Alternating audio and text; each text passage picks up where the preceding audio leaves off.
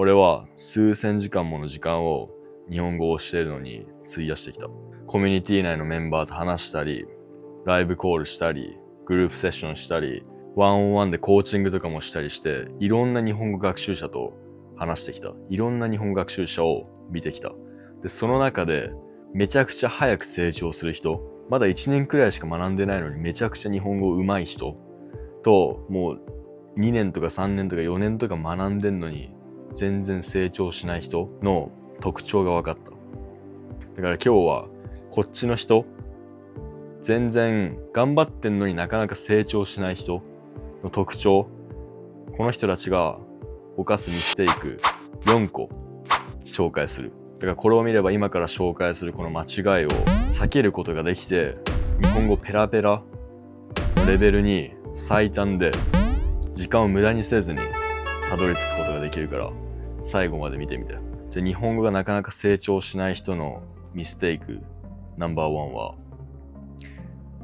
ランダムなフレーズを暗記する。最近なんかよくインスタの広告とか YouTube の広告とかで AI 学習アプリっていうのがめちゃくちゃ出てきてるよね。もう一つだけじゃなくてもいろんな、こんなんあったのみたいな。新しいのがどんどん出てきてるよね。こういったアプリいろいろ見てきたけど、ランダムなフレーズを教えてるんだよね。なんかシチュエーション別に挨拶とか、自己紹介とか、旅行の話とか、レストランでの注文とか、こういうカテゴリー別に分けて、ランダムなフレーズをただ教えてるだけなんだよね、このアプリたちっていうのは。でもこれは正直、時間の無駄。マジで時間の無駄。こういう文章を学んでも、自分で自分の文章を作れるようにならないから。じゃあ例えばこういう文章があったとしよう。友達と旅行に行きました。でもこういうフレーズは、talk about your vacation kind of category で多分教えられるよね。旅行について話しましょうみたいな、そういうカテゴリーの中で教えられるようなフレーズだと思うんだけど、これを学んだとしよう。Okay, fine. Now you can say, I went on a trip with my friends. Yeah, you can say that, but it doesn't go farther than that. You see what I mean? これを言えたところで他のことは言えないんだよ。この文章を覚えても、なんで行きましたになるのか。なんでこの particle とがここにあるのかとか、なんでにを使うのかとか、こういう細かいパーティコルとか、コンジュゲーションを全く知らないままとりあえず暗記することになるんだよね。でもこういうルールを学べさえすれば、自分の文章が無限に作れるわけよね。こういう行きましたとか、この行きましたっていうのは、行くから派生してできたものなんだけど、この行きましたっていうこの過去形のformal form. This is formal form by the way. この過去形のフォーマルフォームは、plain verb 行くから conjugated 派生したものなんだよね。このコンジュゲーションにはパターンがあるんだよ。このパターンを学べば行きましただけじゃなくて、他の動詞、例えば食べるとか、あとは飲むとか、こういったものも全部過去形に言えるようになるんだよね。過去形にすることができるんだよ。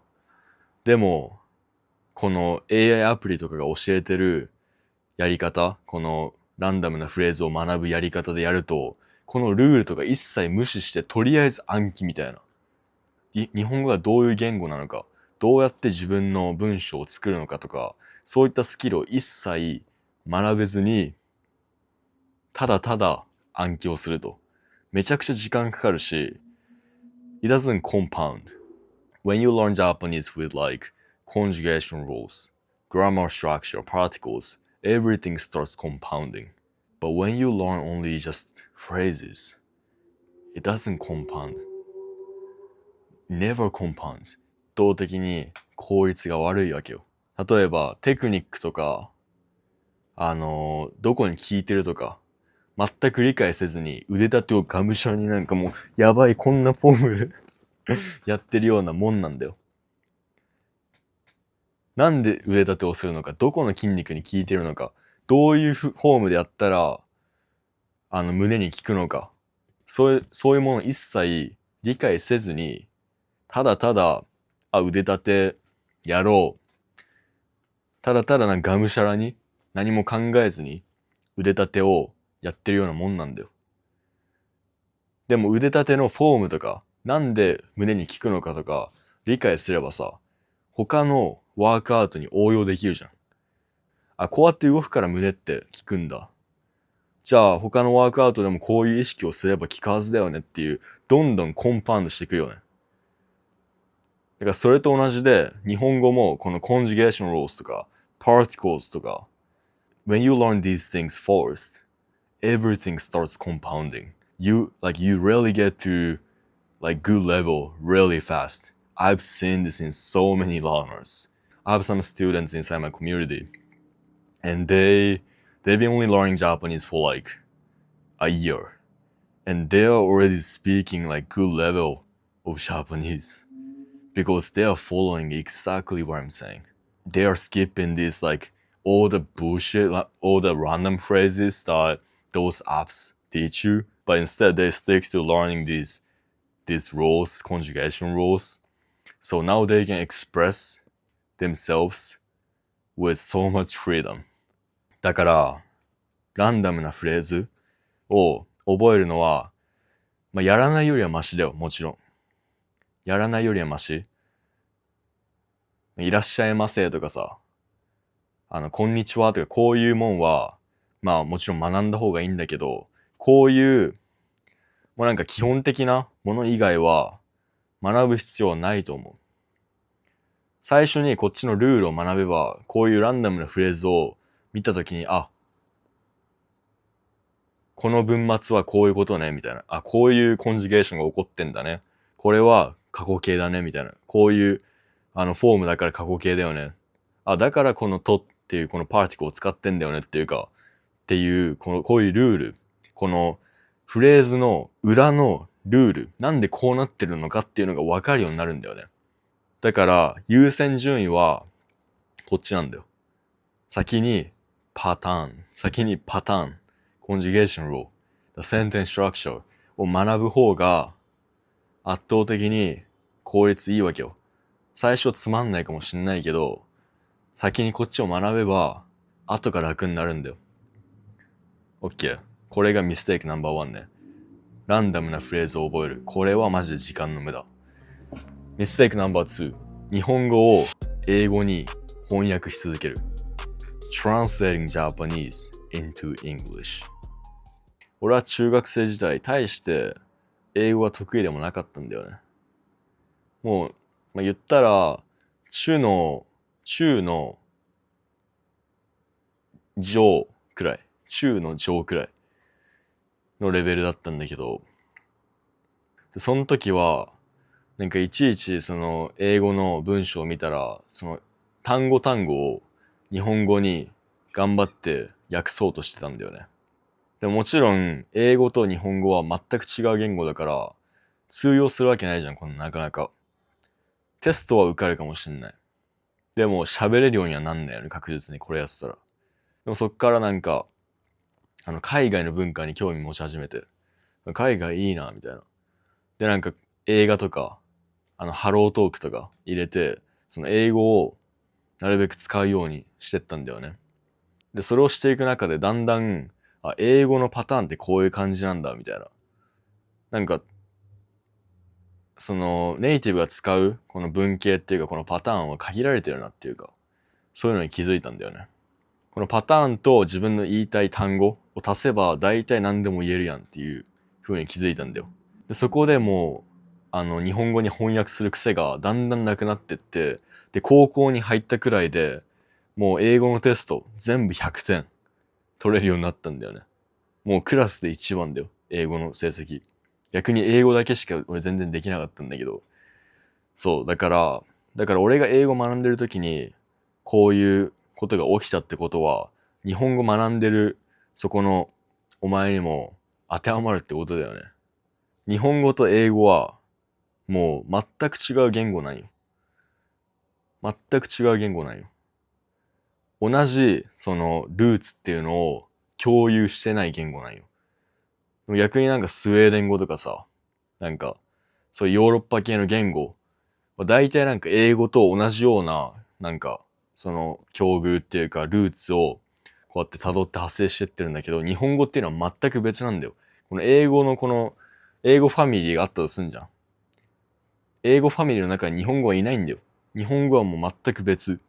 だから日本語を全部英語で理解しようとするのは不可能ってことなんだよ。英語にはないニュアンスとか表現が日本語にめちゃくちゃあるから。逆もしかりで、英語にもそれはめっちゃあると。例えば分かりやすい例で言うと、空は綺麗と空が綺麗。どっちも The sky is pretty。英語に訳すとこういう意味になるんだよ。空は綺麗はこのパーティコルはを使ってるよね。空が綺麗はこのパーティコルがを使ってるよね。違うパーティクルを使ってるけど、英語では全く同じ意味になるんだよ。Google 翻訳とかにやってみ。多分 The sky is pretty って出ると思うから。どっちも The sky is pretty って出ると思う。でも、ニュアンスが全然違うんだよね。もっとなんか、空は綺麗は、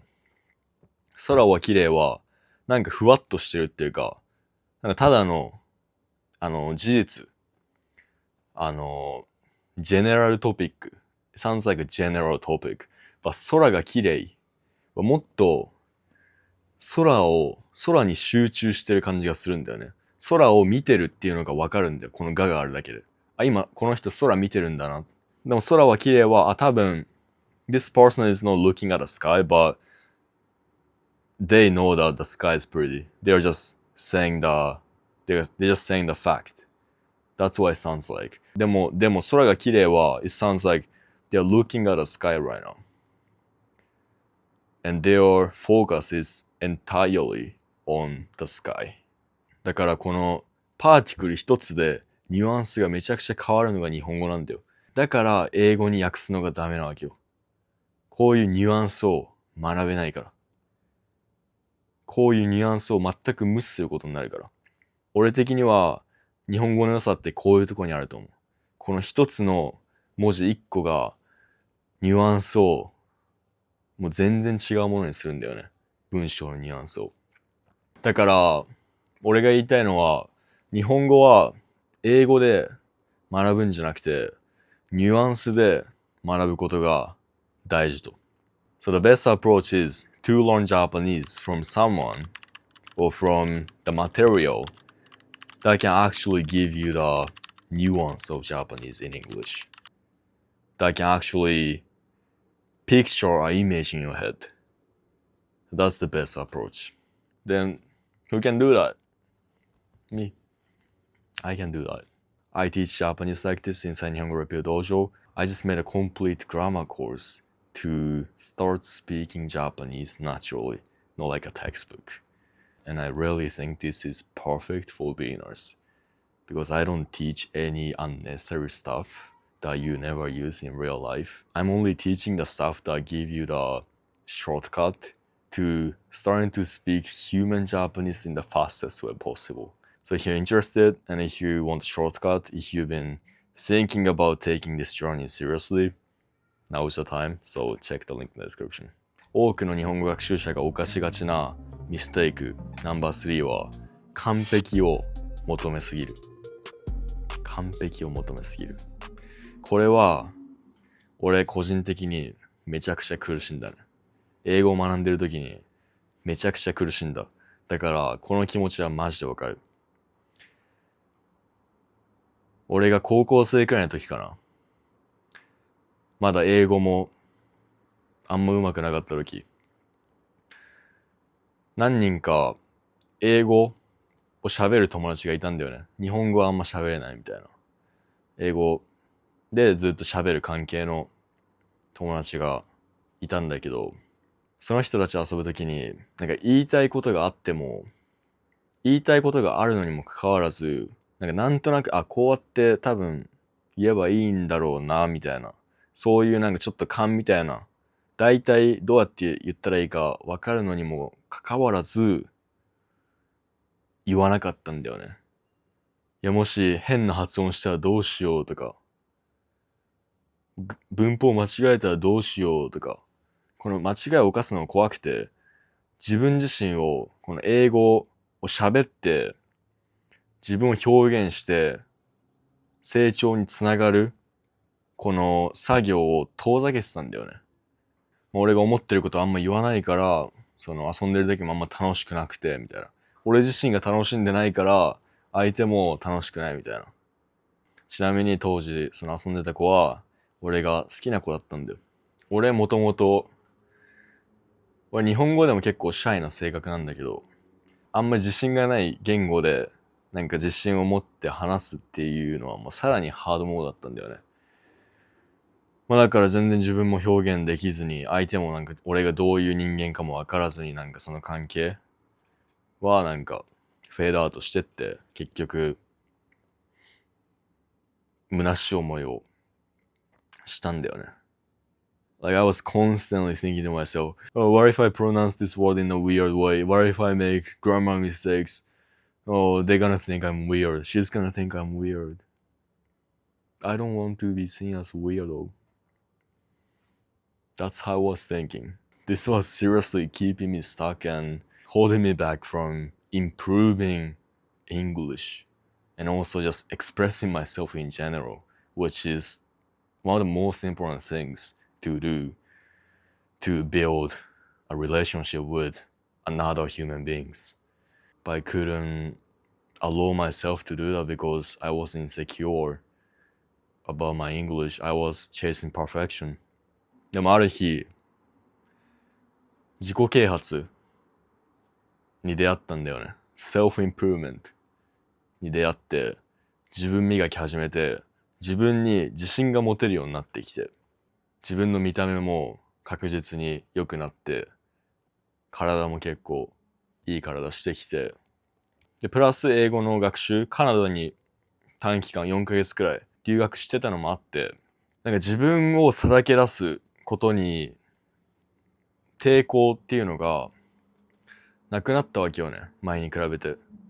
でそしたらある日、そのまた同じ女の子と、その前昔俺が、俺間違えたらどうしようって一緒に遊んでる時に思ってた、その女の子と遊ぶ機会があったんだけど、その子といざ遊べます。遊ぶ前はもちろんなんかちょっと昔の俺が出ちゃってどうしようみたいな、昔みたいになったらどうしようみたいなちょっと不安がありつつ遊んだんだよ。そしたらもう全く昔の俺じゃなかったんだよ。もうなんか発音とかあんまわかんない単語を言いたいとき、like instead of just overthinking and holding myself back and not saying it, I just said it I just said it out loud, even if it was broken pronunciation, or I just asked her like, yo, like how do I pronounce this word? And I still struggle to pronounce it, and she actually thinks it's cute, and we are laughing together, wherever. So I just realized that chasing perfection doesn't do you any favor. Just makes you overthink. ただ、めちゃくちゃ考えすぎて逆に喋んなくなってつまんないやつって思われるだけなんだよ。で、プラス日本語も全然成長しないと。だったら、もうなんかおかしいって思われてもいいからとりあえず言っちゃおうみたいな。And if they think I'm weird for pronouncing certain words weirdly, if I then make fun of it, okay, fine. They're just weirdos. They're terrible people. That's the mindset I integrated. Like seriously, I want to ask you this. Which person would you want to be around? Would you want to hang out with? Is it this person who is just stuck in their head the whole time like, oh, I'm not sure how to say this in English, or oh, they might think I'm weird if I say this, if I pronounce this wrong, if I say the sentence in the wrong order, they're gonna think I'm weird, and they don't say shit. Or this person, bro, teach me how to pronounce water. Like I'm struggling to pronounce water, bro. Water. How do you pronounce it? Which one? Think about it. Which person is more fun to hang out with? It's obviously the second person, right? そうだから、chasing perfection, I really, like, I seriously get it. マジでわかるんで、その気持ちは。俺もそうだったからマジでわかるんだけど、完璧主義、自分に厳しくしすぎるのは、全く俺らのその人生、日本語を、その言語をマスターするっていう観点でも、俺らの幸せっていう観点でも、ソーシャルライフの観点でも、全く利益をもたらさないんだよ。だから完璧を求めないで。いくら、その一人で、その言語、日本語喋ってる時に、完璧に喋れてても、現実世界、実際に人と話す時に、間違いは 100% 犯すから。俺でも犯すから。俺でも、なんか、その滑舌、あんま良くないから、ある単語を、ちょっと発音しづらい単語とかあったら、なんか噛んだりするし、変な文章で言ったりするし、このリアルなシチュエーションで喋る言語は、リアルなシチュエーションでしか伸ばせないから。実際に人間と喋るときにしか伸ばせないスキルなんだよ。だからここで完璧を求めて間違いを犯すのを恐れてたら、一生、このネイティブと会話するときに使う言語っていうのは成長しないわけよ。間違いを犯せば犯すほど成長するから絶対。間違いを犯せば犯すほど成長する。逆に間違いを恐れて何も言わない方が成長しないのはもう一目瞭然じゃん。If they think you're weird for mispronouncing Japanese, speaking messed up Japanese, speaking messed up sentences, they're just weird. They're just the most insecure type of people on the planet.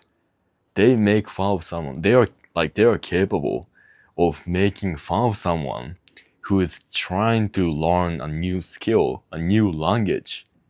Do you really want to be around with those people? No, just walk away. And there are so many amazing people who like actually respect you for trying to learn Japanese, bro. Like seriously. That's a good thing about Japanese. You get praised for just trying to speak Japanese. Most Japanese people respect you and praise you for trying to speak Japanese. It's such a lovely and respectful act that we really love. We Japanese people really love. I'm a native Japanese person and I'm living in the middle of Tokyo and I know this. There are so many disrespectful tourists, the foreigners, who don't speak Japanese, who don't respect our culture. Japanese people see so many foreigners like that nowadays. So think about it. Japanese person thinks average foreigner is like them. And you're speaking Japanese and respecting the culture. Imagine how attractive that is. And Japanese is one of the hardest languages on the planet. You automatically get respect just for learning it. Unlike English, in English we don't have that, right?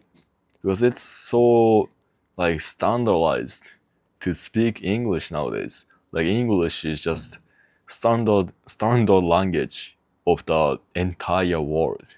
When I speak English outside of Japan, nobody gives me a compliment about my English. Maybe some foreigners who are living in Japan, they give me a compliment. Oh, your English is good. But if I'm like outside of Japan, it's just a skill that anybody has.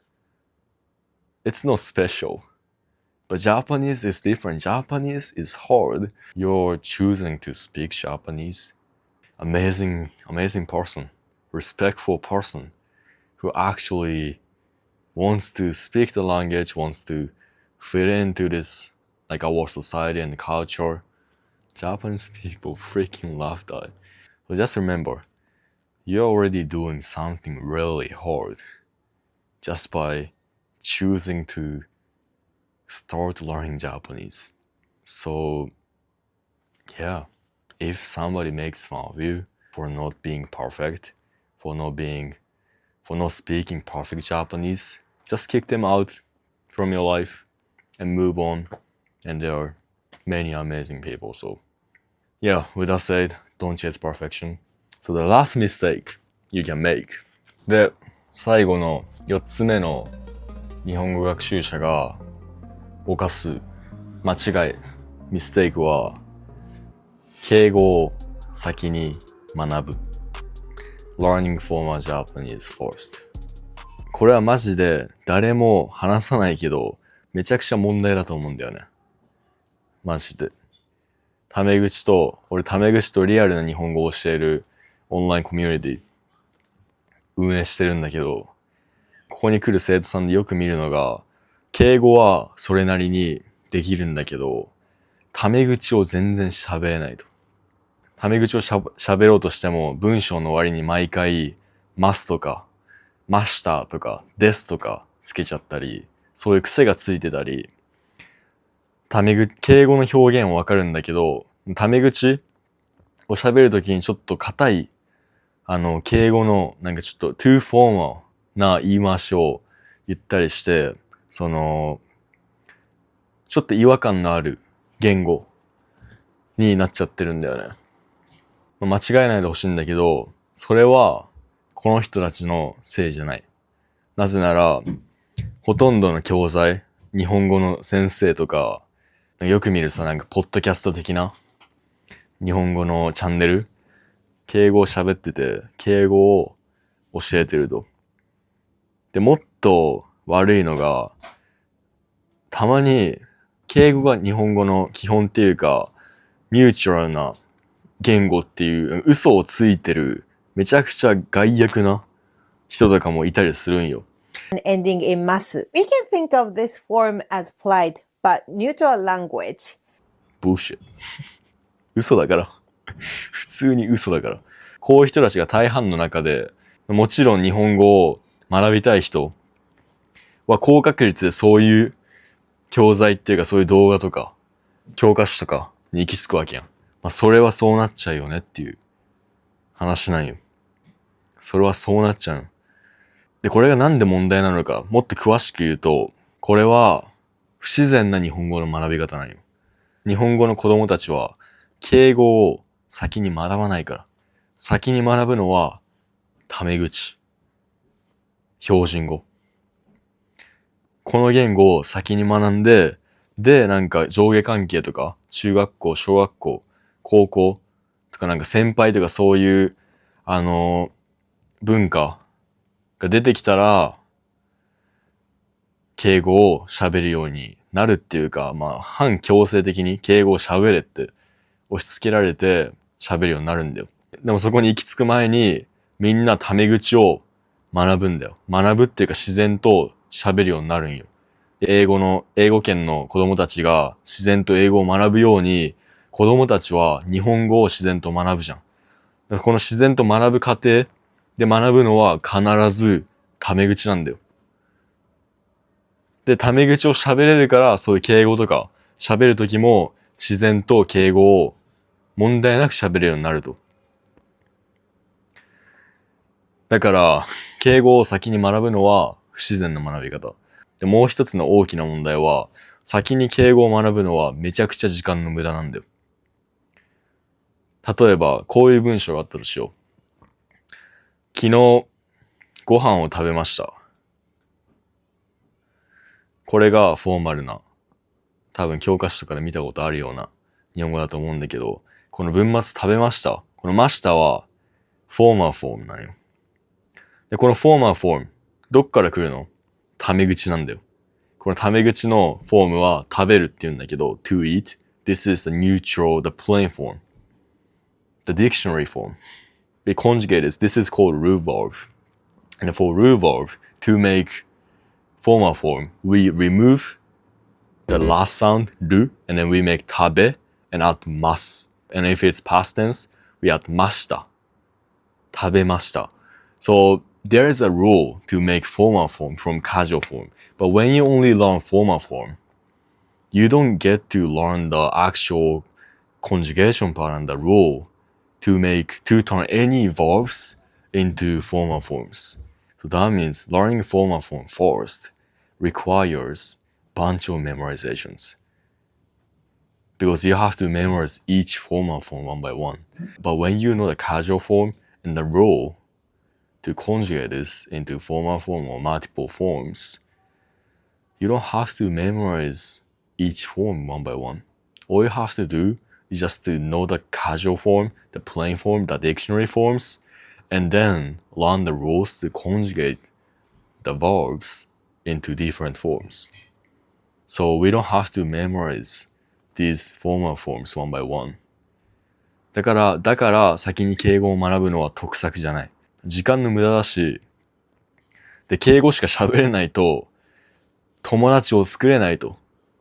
友達同士で敬語を喋る日本人は、もう俺が知ってる限りいないから。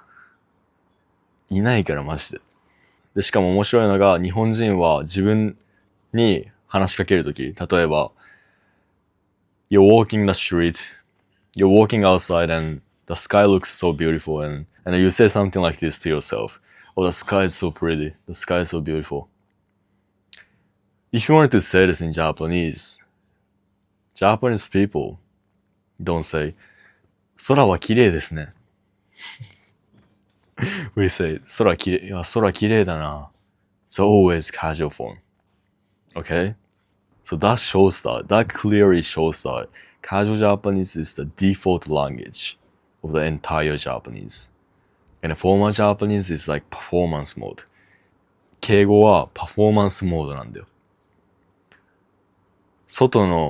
言っちゃえば外の人、あんまり仲良くない人とか目上の人と喋るときだけに使う、ちょっとフィルターがかかった礼儀正しい言語なんだよ。だから時間を無駄にしないためにも変な喋り癖をつけないためにも友達を作れるようになるためにも敬語を先に学ぶのはマジで良くない。だから The lesson here is learn casual Japanese first. 先にタメ口を学べ。OK。そのタメ口を学びながらこのタメ口をフォーマルフォームに変形する、コンジュゲートする、やり方を学べば、敬語を喋るのなんてマジで簡単だから。敬語を一からこうやってなんか一つずつ最初に学ぶ必要マジでないし、時間の無駄だから、OK。